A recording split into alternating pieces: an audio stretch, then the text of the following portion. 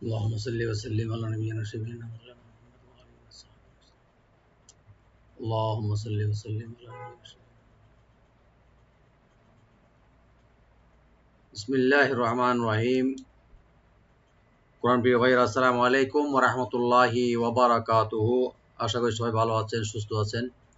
প্রিয় ভাইরা, আজকে আলহামদুলিল্লাহ আল্লাহর অশেষ রহমতে আমরা সূরাতুন নিসার 84 নম্বর আয়াতটি আমরা তেলাওয়াত করব। আমি যথাসাধ্য রাইট দিয়ে এবং শাব্দিক অর্থগুলো বলে এবং সারসংক্ষেপ যে অর্থ, যে এটার মিনিংটা আছে তা বলে দেওয়ার চেষ্টা করব ইনশাআল্লাহ। আপনারা ভিডিওটি ফলো করে প্র্যাকটিস করে যথাসময়ে ফিডব্যাকের জন্য আল্লাহর সন্তুষ্টি অর্জনের লক্ষ্যে পাঠিয়ে দেবেন ইনশাআল্লাহ। আল্লাহ তাআলা আমাদের সবাইকে কোরআন কারীমের সাথে থেকে এবং সহি শুদ্ধভাবে কোরআন তেলাওয়াতের মাধ্যমে এবং তার উপর আমল করার মাধ্যমে যেন আল্লাহ রাব্বুল আলামিন সন্তুষ্ট অর্জন করতে পারি, তার জন্য আল্লাহ রাব্বুল আলামিন যেন আমাদের তৌফিক দান করেন, সেটি দোয়া করি ইনশাআল্লাহ। প্রিয় ভাইরা, সূরাতুন নিসার 84 নম্বর আয়াতটি একটি মহান একটি আয়াত। এখানে রব্বুল আলামিন নিজ হাবিব সাল্লাল্লাহু আলাইহি ওয়াসাল্লাম, নবী করিম সাল্লাল্লাহু আলাইহি ওয়াসাল্লামকে অনেক কিছুর ব্যাপারে সান্ত্বনা দিয়ে এখানে অনেক কিছু কথা বলেছেন, ইশারা করেছেন এবং যুদ্ধের প্রতি, জিহাদের প্রতি উদ্বুদ্ধ করেছেন। এবং জিহাদ করতে গিয়ে আল্লাহ রাসূল সাল্লাল্লাহু আলাইহি ওয়াসাল্লাম আল্লাহ রাব্বুল আলামিন রাসূল সাল্লাল্লাহু আলাইহি ওয়াসাল্লামকে এটাই বলেছেন যে যখন যুদ্ধের প্রয়োজন হয়, জিহাদের প্রয়োজন হয় আল্লাহর রাস্তায়, তখন আল্লাহ তাআলা আল্লাহ রাসূলকে বলেছেন যে ফাকাতিল ফি সাবিলিল্লাহ, যে আল্লাহর রাস্তায় আপনি যুদ্ধ করবেন। এটা এভাবে বলা হয়েছে যে হে রাসূল সাল্লাল্লাহু আলাইহি ওয়াসাল্লাম, যখন যুদ্ধ করার প্রয়োজন দেখবেন তখন আপনি আল্লাহর রাস্তায় কাফিরদের সাথে যুদ্ধ করুন।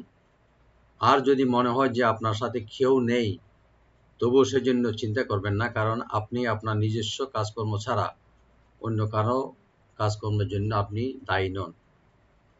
কে আসবে না আসবে সেটার জন্য আপনি দায়ী না। আপনি শুধু তাবলীগ করবেন বা আপনি পৌঁছায় দিবেন যারা আসলো বা আসলো না। আর যুদ্ধ করার সাথে সাথে মুসলমানদের শুধু উৎসাহ দান করুন।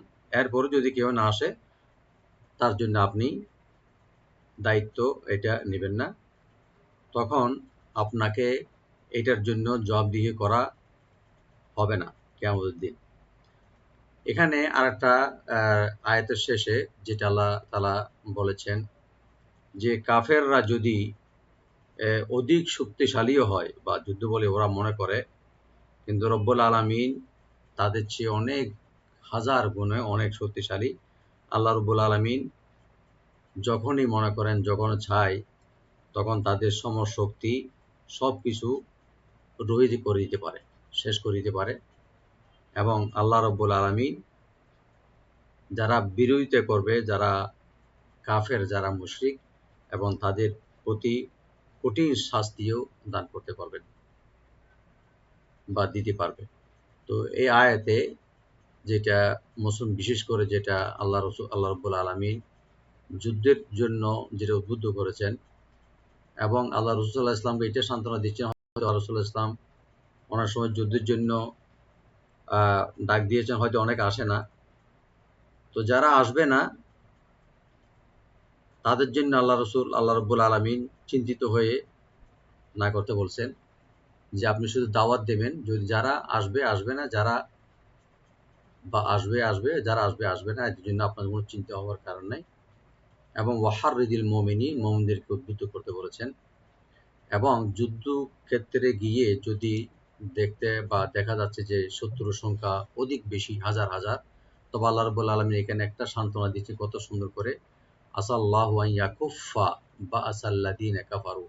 আল্লাহ রাব্বুল আলামিন রহিত করিতে পারেন শক্তি, বাআসা মানে হলো শক্তি, আল্লাযীনা কাফারু যারা কুফরি করছেন তাদের, এবং ওদেরকে অধিক পরিমাণে এবং শাস্তি দিতে পারবেন। আল্লাহ রাব্বুল আলামিন আমাদেরকে আয়াতের উপর আমল করতে তৌফিক দান করুক, আমিন। আউযু বিল্লাহি মিনাশ শাইতানির রাজীম, বিসমিল্লাহির রহমানির রহিম। ফাকাতিল, আপনি যুদ্ধ করুন বা কেতাল করুন বা লড়াই করবেন ফি সাবিলিল্লাহ আল্লাহর রাস্তায়। এরপর আল্লাহ তাআলা বলছেন লা তুকাল্লাফু ইল্লা নাফসাক। লা তুকাল্লাফু আপনার কোনো দায়িত্ব আপনাকে দেওয়া হবে না, আপনি বা ওদের দায়িত্ব নেবেন না। ইল্লা নাফসাক শুধু আপনার নিজের দায়িত্বটা আপনি নেবেন। ওয়াহাররিদিল মুমিনিন, হাররিদ মানে হলো উদ্বুদ্ধ করা, উৎসাহিত করা। ওয়াহাররিদিল মুমিনিন, মুমিনদেরকে যুদ্ধে যাওয়ার জন্য, জিহাদে যাওয়ার জন্য। আসাল্লাহু, এখানে রাব্বুল আলামিন বলছেন আসাল্লাহু, হয়তো আল্লাহ রাব্বুল আলামিন আইয়াকুফা খর্ব করে দিবেন, খতম করে দিবেন, শেষ করে দিবেন। বাআসাল্লাযীনা, বাআসা শক্তি, আল্লাযীনা যারা কাফারু, যারা কুফরি করেছে, তাদের শক্তি যদি অধিক শক্তি হয় তা আল্লাহ রাব্বুল আলামিন হয়তো এক পলকের মধ্যে সবকিছু ধ্বংস করে দিতে পারবে। ওয়াল্লাহু, এবং আল্লাহ তাআলা লাস্টে আরো শক্তিশালী কথা আল্লাহ তাআলা বলেছেন যে আল্লাহর কুদরত কি হইতে পারে। ওয়াল্লাহু আশাদ্দু বাআসান, আল্লাহু আশাদ্দু বাআসান, এবং রব্বুল আলামিন আশাদ্দু প্রবলতর শক্তিতে, বাআসান শক্তিতে উনি আছেন। ওয়া আশাদ্দু তানকিলা, এবং কঠোরতর এবং শাস্তি উনি দিতে পারেন। ওয়া আশাদ্দু তানকিলা, শাস্তি দান করতে পারবেন। ফাকাতিল, ফা ওপেন রাখবেন, কফটাকে একটু ডিপ করে একালিফ টানবেন, লাম সাকিন হয়ে যাবে, এখানে কলকালা হবে না। ফাকাতিল ফি একালিফ টানবেন, সাবিলিল্লাহি সিনটাকে ওপেন করে বা একালিফ টানবেন। আর লফজ জালাল এখানে আমরা লাইট করে পড়ব। ফি সাবিলিল্লাহি লা তুকাল্লাফু, লা ওপেন রাখবেন, একালিফ টানবেন, লা অবশ্যই একালিফ টানতে হবে এখানে। তুকাল্লাফু এখানে কোনো টান নাই।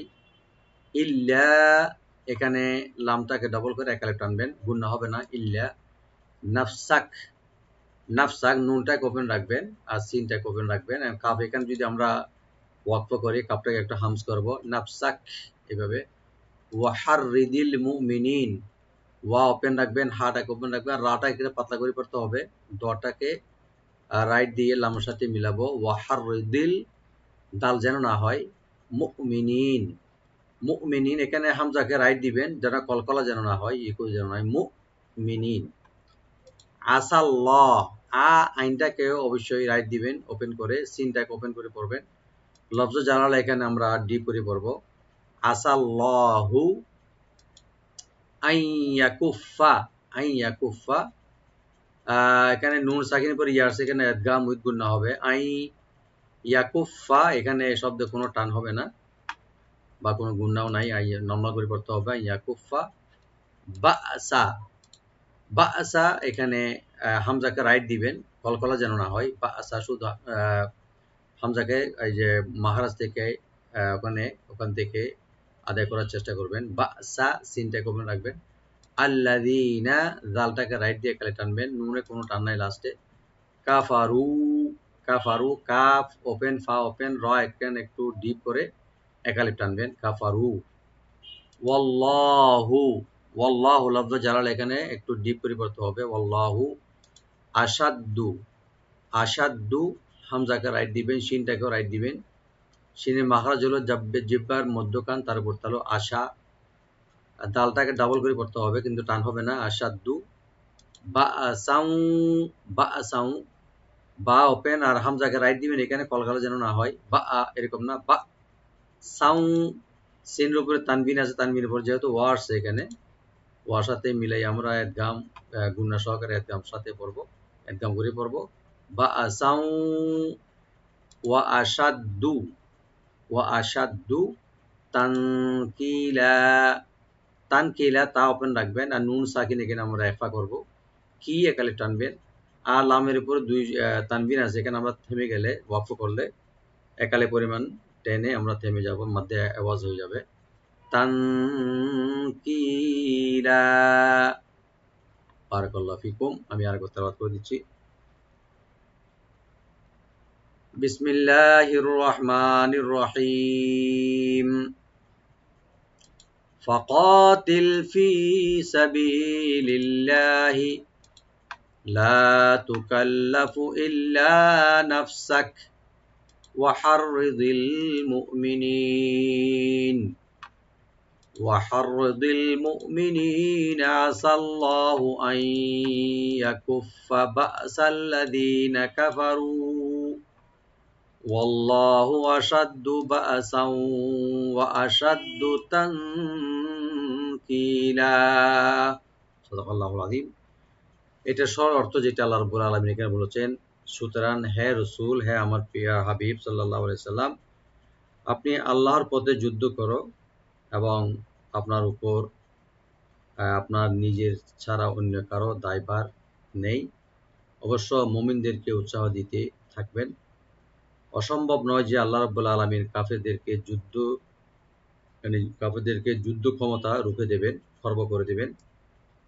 কারণ আল্লাহ রাব্বুল আলামিন আল্লাহর অনেক শক্তি সর্বাপেক্ষা প্রচণ্ড এবং তার শাস্তি হলো অতি কঠোর, অতি কঠিন। বারাকাল্লাহু ফিকুম। আসসালামু আলাইকুম ওয়া রাহমাতুল্লাহি ওয়া বারাকাতুহু।